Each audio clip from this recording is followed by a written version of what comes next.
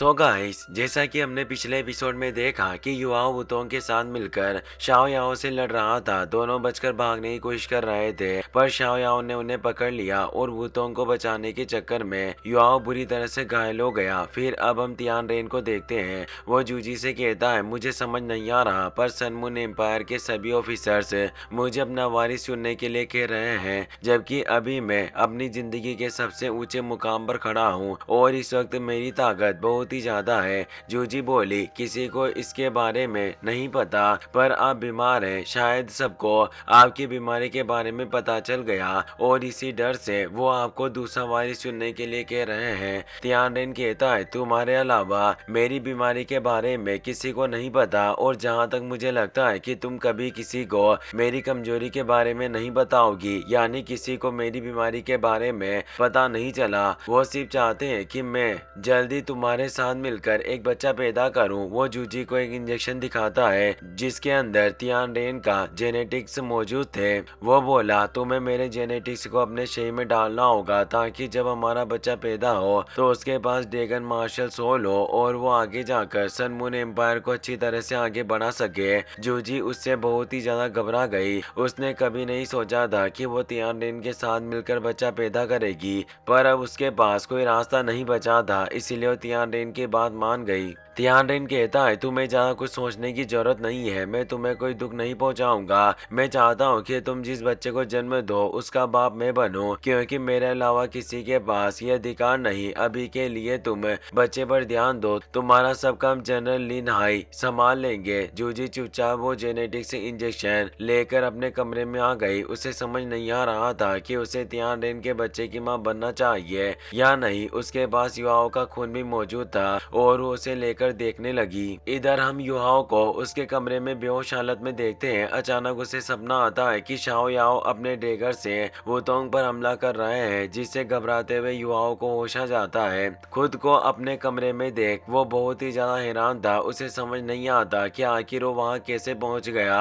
वो सोचता है कि शाओ याओ से लड़ने के बाद मेरे शरीर पर 9 बार डेगर घुसने के निशान और 18 घाव मौजूद थे, पर फिर भी मुझे कोई दर्द महसूस नहीं हो रहा है। आखिर ऐसा कैसे हो सकता है। वो अपनी स्पिरिचुअल पावर एक्टिवेट करके खुद के शरीर को देखने लगा, जिससे उसे पता चलता है कि उसके सारे घाव पूरी तरह से ठीक हो चुके थे और यहाँ तक कि अब उसकी सोल पावर भी पहले से ज्यादा अच्छी हो गई। तभी क्यू क्यू और ये गुई वहाँ आ जाती है। वो पूछने लगी, आखिर तुम्हारे साथ ऐसा क्या हुआ जो तुम पूरे 7 दिनों से बेहोश पड़े थे।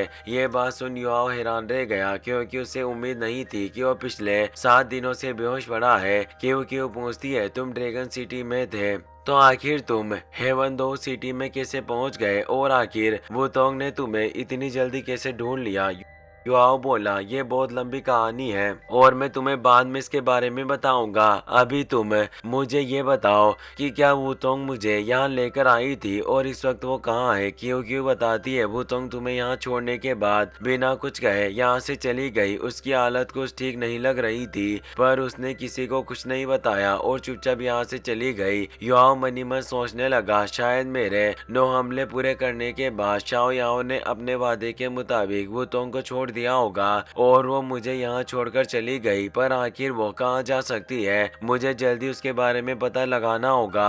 वो सीधे बेबे के पास चला गया। युवाओं को होश में देख वो बहुत ही ज्यादा खुश था, पर फिर बेबे युवाओं को डांटने लगता है क्योंकि वो बिना बताए हेवन दो सिटी में चला गया था। युवाओं बोला, आपको गुस्सा करने की जरूरत नहीं, मुझे एक खुफिया खबर मिली थी जिस वजह से मुझे जल्दी हेवन दो सिटी में जाना पड़ा, और ड्रैगन सिटी में भी सन मून एम्पायर की आर्मी ने हमला कर दिया था, जिसे बचने के लिए पहले मुझे एक्सट्रीम नॉर्थ में जाना पड़ा और मैं दोबारा ड्रैगन सिटी में नहीं आ सकता था। इसीलिए मैंने हेवन दो सिटी में जाने का फैसला किया, क्योंकि हेवन दो सिटी टेंग सेक्टी की जन्मभूमि है और मुझे खबर मिली थी कि टेंगया भी वहीं मौजूद है, इसीलिए मैं वहां चला गया। अफसोस की बात है कि काफी छानबीन करने के बाद भी मुझे टेंगया के बारे में कुछ पता नहीं चला। टेंगया के बारे में सुनकर बेबे हैरान रह गया। वो पूछता है, है, आखिर तुम्हें टेंगा की खबर कैसे मिली, और अगर वो हेवन 2 सिटी में नहीं है तो क्या तुम उसका पता लगा सकते हो।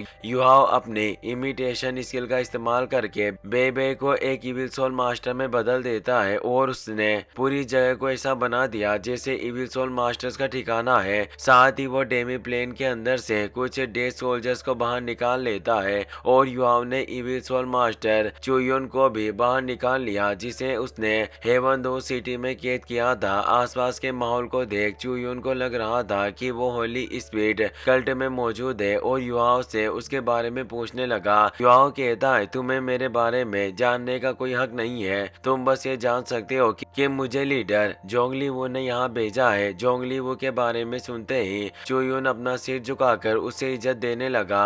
युवाओं पूछता है, जब मैं हेवन 2 सिटी में आया तो तुम बेहोश पड़े हुए थे, आखिर तुम्हारे ये हाल किसने किए और होली मैडम कहाँ है। चुयुन जवाब देता है, एक सोल सेंट राजमहल के अंदर घुसने की कोशिश कर रहा था, उसे रोकते हुए मैं अचानक बेहोश हो गया और मुझे उसके बारे में कुछ पता नहीं चल सका।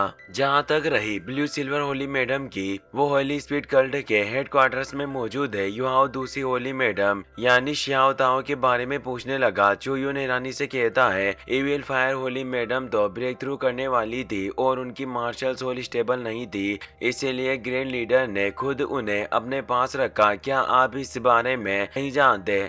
अब चुयुन को एहसास हो गया था कि युवाओ होली स्पीड कल्ट का मेंबर नहीं है। वो उस पर हमला करने लगता है, मगर उससे पहले युवाओं ने अपने नेक्रोमेंसी मैजिक की मदद से उसे पकड़ लिया और उसकी यादें देखने की कोशिश करता है ताकि उन्हें होली स्पीड कल्ट के हेडक्वार्टर्स के बारे में पता चल सके। लेकिन हर इविल सोल मास्टर्स की मार्शल सोल में एक सील लगी हुई होती है। जैसे कि युवाओं ने उसकी यादें पढ़ने की कोशिश की, चुयुन का शरीर एक जोरदार धमाके के साथ नष्ट हो जाता है। धमाका इतना खतरनाक था कि आसपास की जगह बर्बाद हो गई, मगर खुशकिस्मती से युवाओं ने आइस शील्ड बना ली थी जिससे उसे और बेबे को कुछ नहीं होता। संशी और बाकी साथी भी वहां आ चुके थे। जैसे ही उन्हें पता चलता है कि टेंग्या होली स्पीड कल्ट के हेडक्वार्टर्स में मौजूद है, वो उसे बचाने जाने के लिए कहने लगे, मगर बेबे उन्हें रोक देता है। वो बोला, अभी हमें हेडक्वार्टर्स के बारे में कुछ नहीं पता और होली स्पीड कल्ट से लड़ना इतना आसान नहीं होगा, इसलिए बेहतर है कि हम सी गॉड पवेलियन से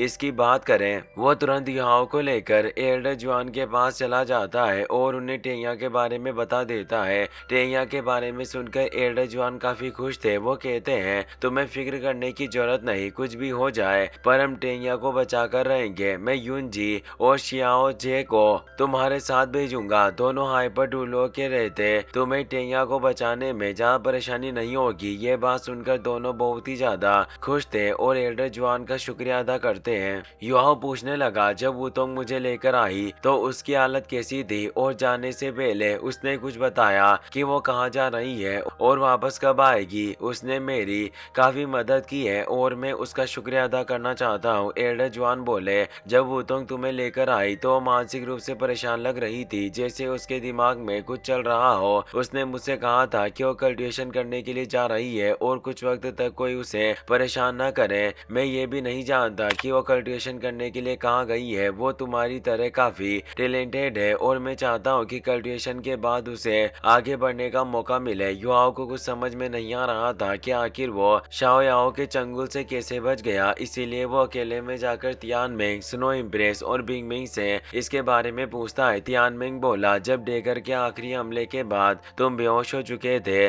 तो हम सब अपनी जान देकर तुम्हें बचाने के लिए तैयार थे, पर फिर शाओ याओ ने कुछ ऐसा किया जिसने हम सबको हैरान कर दिया। हम कुछ वक्त पहले का सीन देखते हैं। शाओ याओ ने युवाओं के सीने में से डेगर निकालकर उसे गायब कर दिया। वो युवाओं को लाइट होली ड्रैगन पिल खिलाते हुए बोले, मुझे उम्मीद नहीं थी पर तुम अपने दोस्तों को लेकर बहुत ही ज्यादा वफादार हो। ये ड्रैगन पिल तुम्हारे शरीर में जरूरत पड़ने वाली एनर्जी की कमी को पूरा करेगी और तुम पूरी तरह से ठीक हो जाओगे। तुम्हारे लेवल का सोल मास्टर इसे सिर्फ पूरी तरह से कमजोर होने के बाद ही इस्तेमाल कर सकता है, इसीलिए मैंने तुम्हें इतनी बुरी तरह से घायल होने के लिए मजबूर किया ताकि तुम ड्रैगन पिल की पावर का सही तरह से इस्तेमाल कर सको। ड्रैगन पिल की वजह से युवाओं के सभी घाव ठीक हो जाते हैं। युवाओं को ड्रैगन पील के बारे में कुछ नहीं पता था, इसीलिए वो स्नो इम्प्रेस से इसके बारे में पूछने लगा। वो बताती है ड्रैगन पील एक ड्रैगन की इनर एल्केमी होती है। जब जायंट ड्रैगन एक सीमित उम्र तक पहुंच जाता है तो वो अपनी एनर्जी और कॉन्शियसनेस की मदद से ड्रैगन पील को शरीर के अंदर बनाता है। जिस तरह एक सोल मास्टर के लिए उसका सोल कोर जरूरी होता है, उसी तरह एक ड्रैगन के लिए उसकी ड्रैगन पील जरूरी होती है। उस ड्रैगन के बदौलत ही तुम्हारी सोल पावर इतनी तेजी से बढ़ गई और तुम जल्दी ब्रेक थ्रू करने वाले हो। ड्रैगन पील शरीर को प्योरीफाई करने में बहुत अच्छी साबित होती है, साथ ही उससे तुम्हारी ब्लड लाइन और बोन से भी काफी मजबूत हो जाती है। ड्रैगन पील लेने के बाद तुम्हारा शरीर एक ड्रैगन के शरीर जितना मजबूत बन चुका है, यानी अब ब्रेक थ्रू करने के बाद तुम्हें इस चीज की फिक्र करने की जरूरत नहीं है कि नेक्स्ट लेवल पर पहुंचने के बाद तुम्हारा शरीर उस एनर्जी को संभाल पाएगा या नहीं। ड्रैगन पील की वजह से तुम सभी चीजों को आसानी से काबू में कर लोगे। बिंग बिंग बोली। शाओ याओ ने ड्रैगन पील की पावर का सिर्फ कुछ हिस्सा ही तुम्हारे शरीर में डाला है, बाकी पावर को उसने तुम्हारे सीने में सील कर दिया है। अगर भविष्य में जाकर तुम अपने सीने में सोल कोर कल्टिवेट करते हो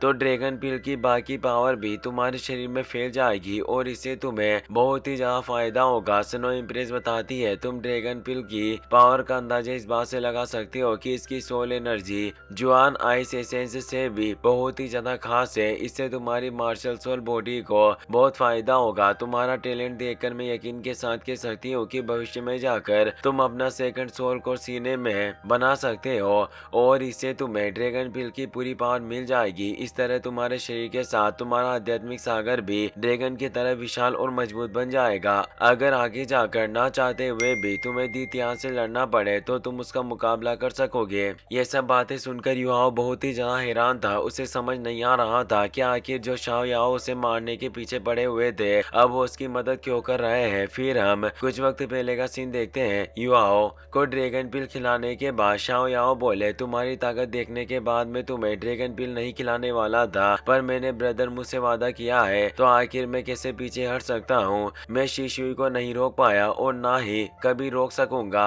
अब तुम्हें ही होली स्पीड कल्ट का मुकाबला करके उसे रोकना पड़ेगा। तियान मेंग बोला मुझे उम्मीद नहीं थी, पर तुम्हारे मास्टर ने मरने के बाद भी तुम्हारी मदद की। मैंने अपनी पूरी जिंदगी में इतना अच्छा मास्टर कभी नहीं देखा। तुम खुशनसीब हो जो तुम्हें ऐसे मास्टर मिले। युआओ कहता है अगर मास्टर मो के कहने पर शाओ याओ मेरी मदद कर रहे हैं तो आखिर वो होली स्पीड कल्ट में शामिल क्यों हुए। मुझे जल्दी इसके बारे में पता लगाना होगा।